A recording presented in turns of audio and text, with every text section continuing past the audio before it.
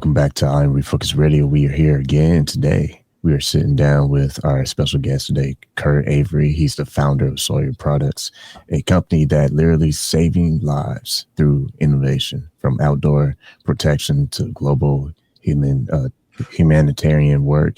Sawyer has become a name that is not just giving hope for millions around the world. He is going to share with us his powerful story behind the scenes. His story is one of faith, purpose, and practical impact.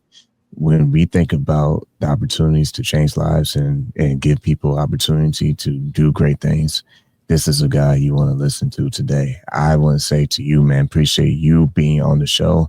Hope you're doing well, man. How you doing? We're doing great. Great. Of course, living in Florida is not a bad place this time of the year anyway. So, yeah, we're having a lot of fun, actually. It's very rewarding what we're doing. Well, let's talk about your mission and your mindset. What was the original vision that led you to create Sawyer Products? I had a pretty good storied career in business with brand names that you would recognize if I mentioned them. And I did some good stuff. And one day I was standing outside the president's office and watching him, listening to him take total credit for everything I did. Didn't even throw me a bone. I said, I see how this corporate world works. I'm out of here. I'm going to just start something myself.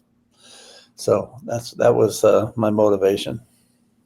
When you think about your business philosophy, rooted in giving, like I said, a global impact earlier in the intro, what was your guide? What was your North Star, so to speak, as far as helping you stay grounded in leading throughout the years? Well, first of all, the path we took, products led us to the next one, and the next one. And then we started realizing that, wow, these products really can make a difference. We do insect repellents and water filtration, and half the world dies from one or the other. I mean, we just proved something out with our permethrin product saving babies from malaria. And then we got the water filtration where we just can eliminate sickness. And so we just said, gosh, we really got the stuff. What do I need it for? We're fine. I'm a humble farm boy, so no U-Hauls in heaven. Let's just go ahead and do this. We've had a lot of God stories going on in this thing, and it sounds like this is what he would like us to do, and he's been blessing us quite well. So how do you not do this stuff when you got the products that will just save thousands, hundreds of thousands of lives a year? How do you not do it? If people go to your website, Sawyer.com, they can see just the amazing impact that you've been doing. And I'm sure that comes with a polished team. So when you think about leadership and inside the organization, what are some of the things that you try to keep front and center for your team to sustain the success? Yeah, a couple of things. One, we won't sell second-rate products. Every product we have is the single best product in the world for its application. You have to set your standard there that everything you have is the best. Secondly, I hire the best. I mean, I have the best employees in the world. There's nobody. And why would you not want to work here? We have good enough margins. We pay well, but we're changing the world. I mean, who doesn't want to join a company that's changing the world? So those are motivations, and then we're all in. Everybody in the company's all in on doing this and making these products available to change the world. So, and I delegate. I'm a great delegator. You can't do it yourself. You get the best people, and you say, go for it. I mean, what do I know about Generation Alpha? I mean, I don't know about them. I don't know Gen Z. I don't understand any of them, but my people do. I just know we have to understand them. And I let my people figure it out. So we're not that big, but we got quality. Once again, I have you on talking to our guest today, Kurt Avery. He's the founder and president of Sawyer Products. Go to their website, Sawyer.com. My next question for you is, let's get into the filtration system you kind of touched on earlier. How do you see your product different from what's on the market, and how does that difference keep you going? Well, we have three very distinctive differences from anything else that's out there. First, the technology came from hollow fiber membranes. If you can clean blood, you can clean water. So we revolutionized that and brought that technology to the world. But along the way, we ended up with some very serious technology advantages. First, think of them as little hoses with holes in them. So our holes are smaller than anybody else's. So they're so small that nothing that makes you sick can get through those things. Nothing biological. We stop typhoid, cholera, Giardia, E. coli, all those things. That we stop cholera dead in its tracks same day. And that's a nasty one. That one you can be healthy in the morning, dead in the afternoon, but not if you're using ours. So you can't get sick. Viruses get through, but they're not in the water. Viruses are airborne and body fluids.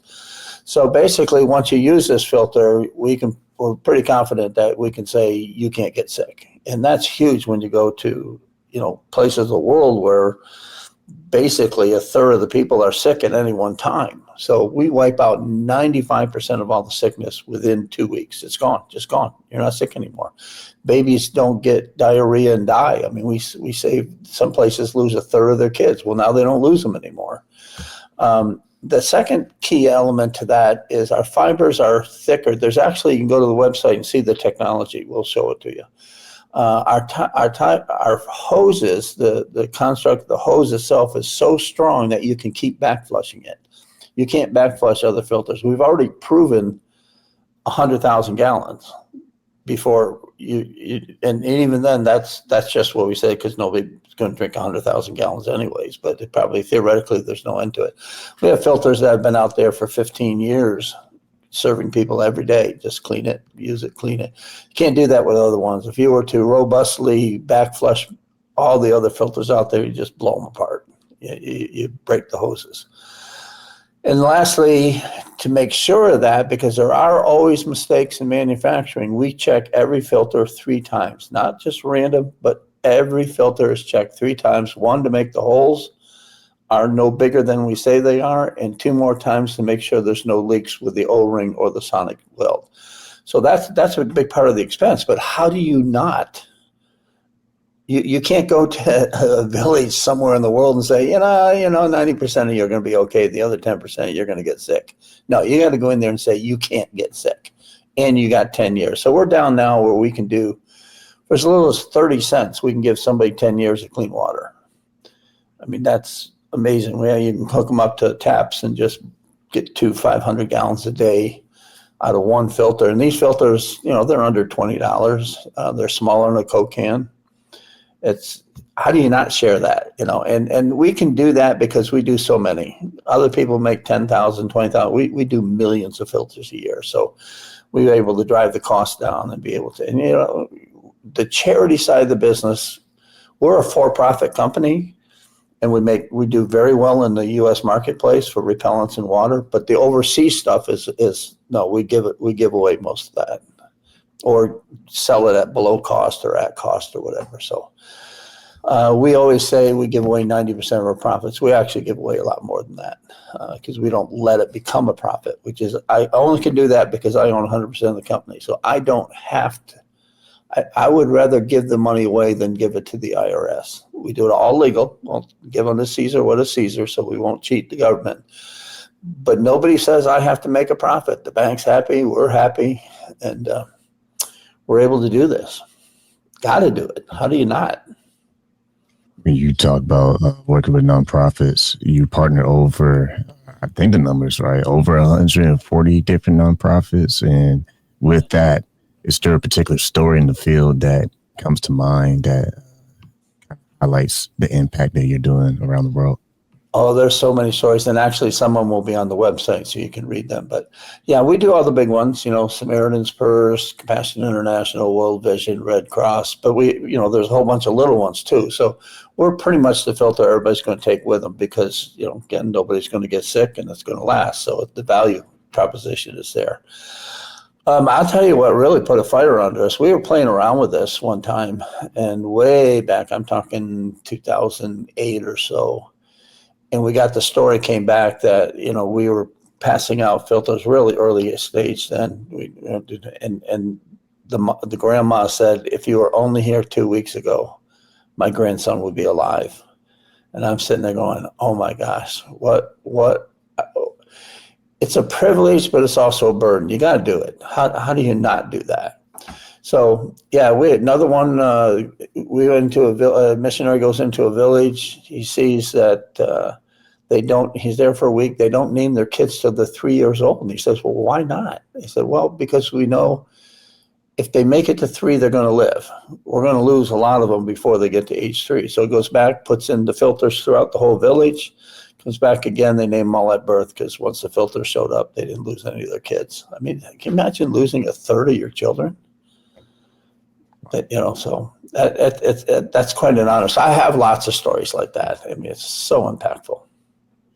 To have that kind of weight, I mean, you chime in. Do you feel that is weight? And if so, how do you keep your team morale high and understanding that, man, there's a bigger picture here. Like, we really are impacting lives. It's both. It is a heavy weight, but it's also an incredible privilege. If you step back and you look at this what we're doing now, I mean, we do 2 to 5 million people a year giving them water for the very first time. It's so life changing. It's not just a sickness. We save them money. Their brains are alive. The villages calm down. The violence goes away. And it's all published. We have the results published in medical journals and on our website. So it's a total transformation of communities. How do you not? So it is a heavy weight, but it's also an incredible honor. I mean, this is up there with vaccines or antibiotics. I mean, it's one of the biggest changes you can make in lives. And, you got 800 billion people out there, but we're just doing a couple million at a time. But you just got to do it. And so the privilege part of it, I mean, God chose this little bitty company to bring this technology. Remember, there's no infrastructure involved. You don't have to build water treatment plants. You don't have to build piping systems to the house. Whatever they drink now, we make it safe. It's the lowest cost way to change the world that you can come up with. I mean, 30 cents a person for 10 years? I mean, how do you not do that? So we're really at a takeoff point. And yes, we do have a Sawyer Foundation. So the company, when I exit the market, we like to say, either mentally or physically, the thing carries on. So the Sawyer Foundation will own Sawyer Products, kind of like Hershey Foundation owns Hershey chocolate. So it will carry on. And the Sawyer Foundation is a 501c3, so you can get a tax receipt if you want to donate. And every single dollar that goes to Sawyer Foundation will go overseas. You probably can pick your continent or some of your things. We're in 80 countries, so we're pretty much everywhere.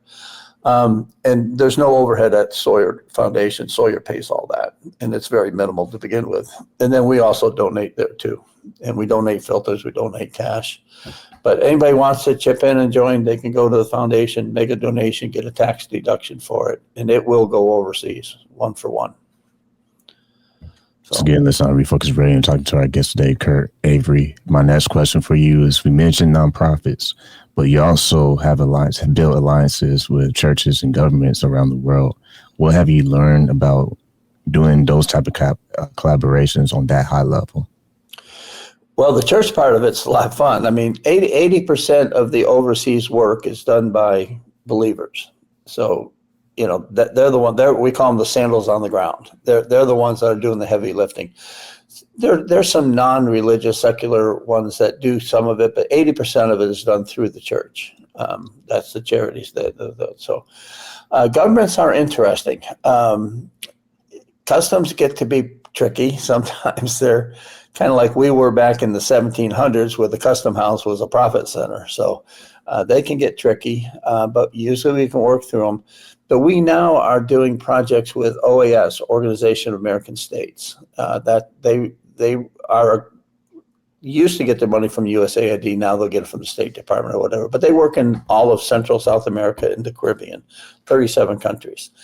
They have all the connections. They know every U.S. ambassador to those 37 countries and every ambassador from those 37 countries to the U.S.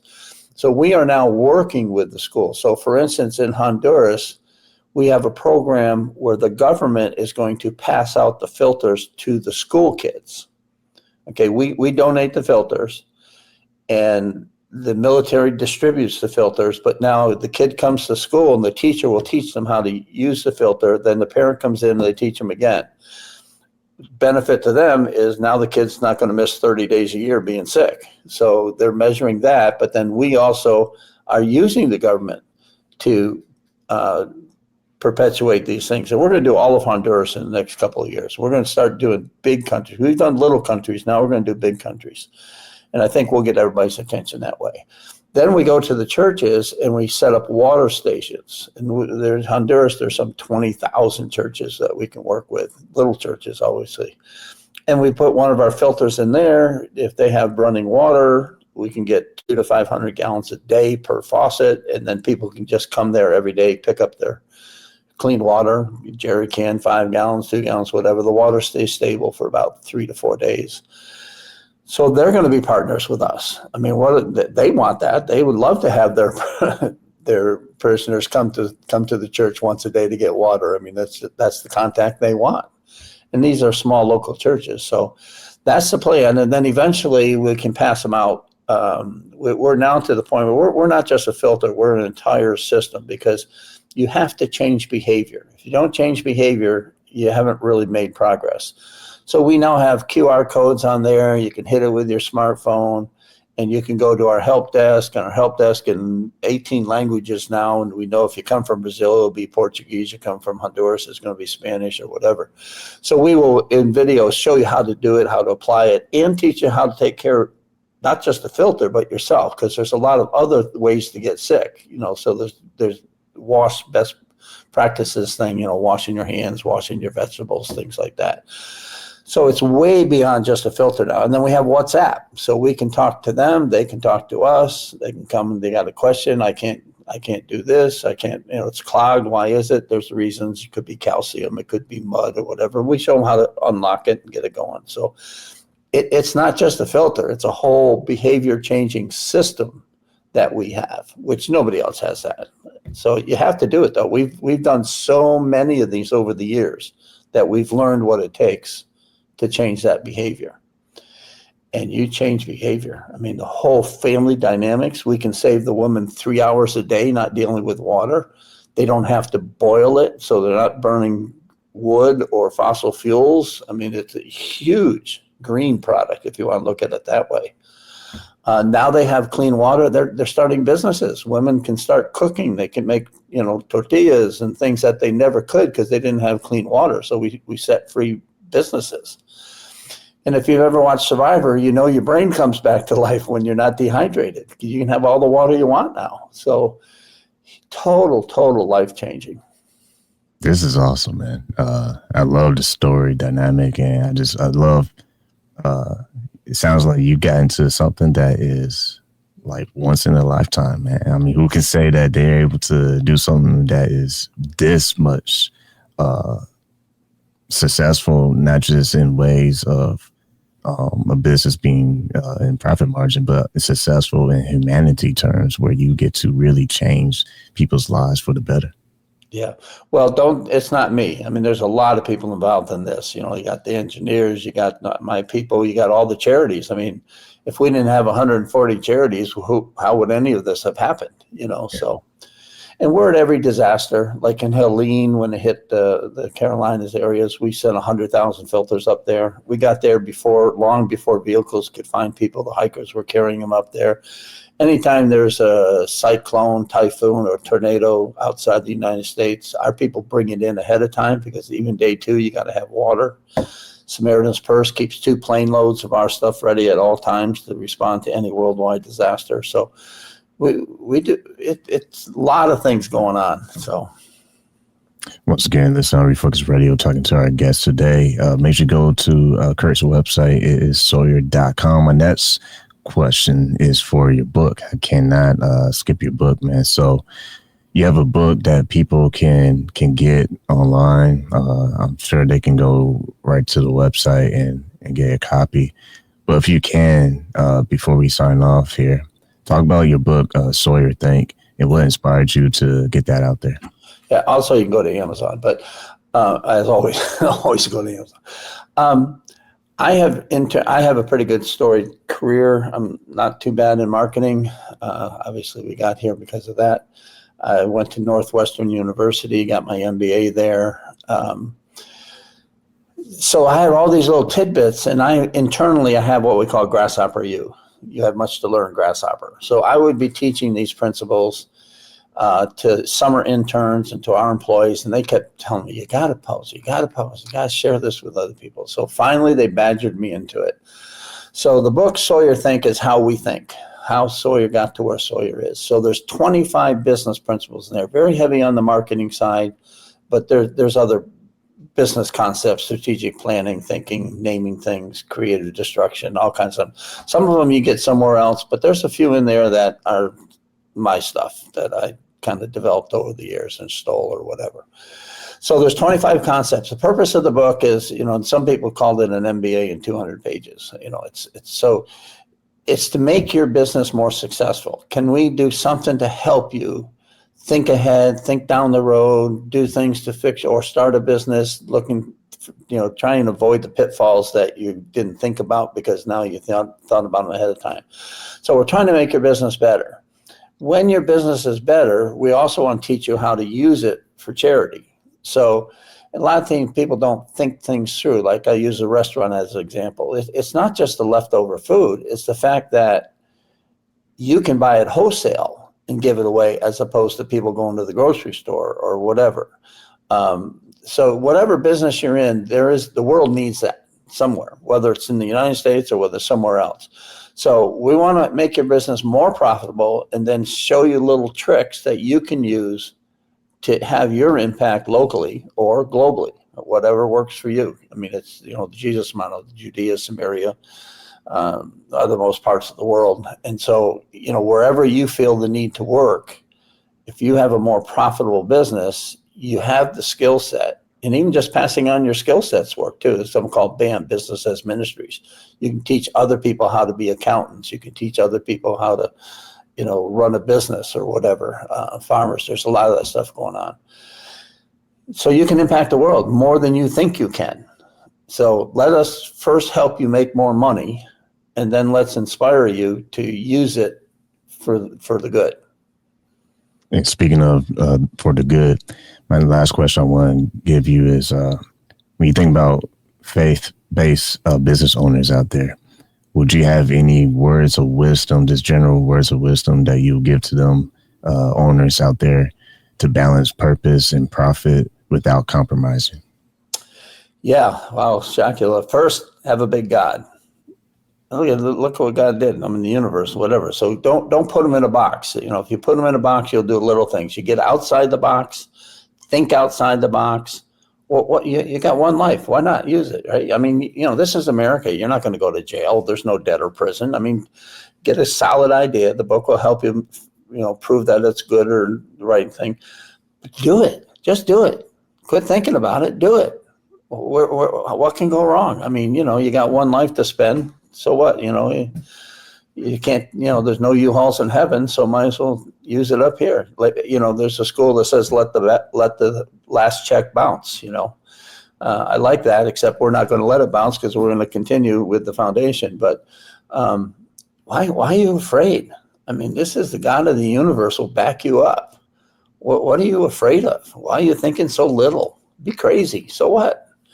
The book will tell you some stories where you think I was pretty crazy. I mean, Gulf War I, we were doing the sunscreens. We were making 2,000 bottles, hand filling them every week, and their contract was 200,000 bottles a week, and we did it. We just did it. I said, yeah, I could do that. I've done that so many times. Why not? Why not? That's amazing, man. Like, these stories, they're so good. Has anyone ever tried to do a documentary on you? Like, is there any documentary films out there on you? Because this seems like this needs to be like pushed out everywhere. This is amazing stuff you're sharing right now. Well, we'll let you try that.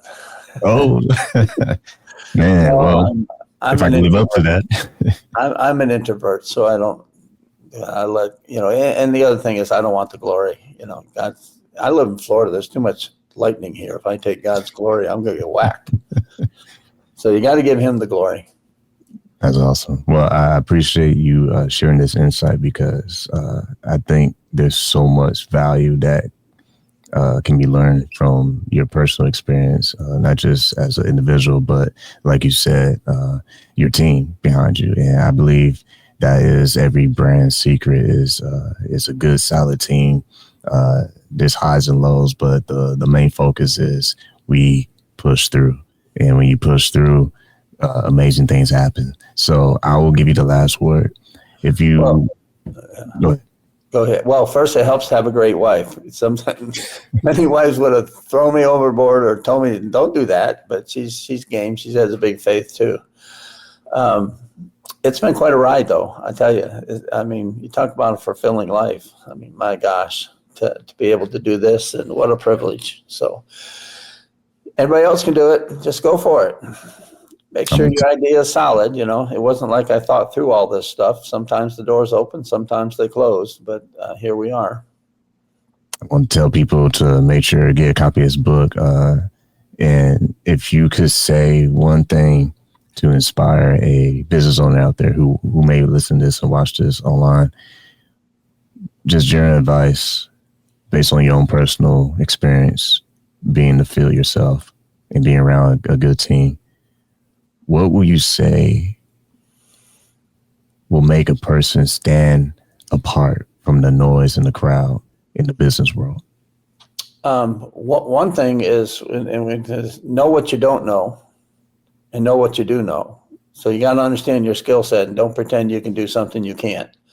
That's when you fill in around, and don't fill around with people who agree with you. Fill it in with people who believe in the mission, but also can see things and find those mistakes and pitfalls that you're not seeing.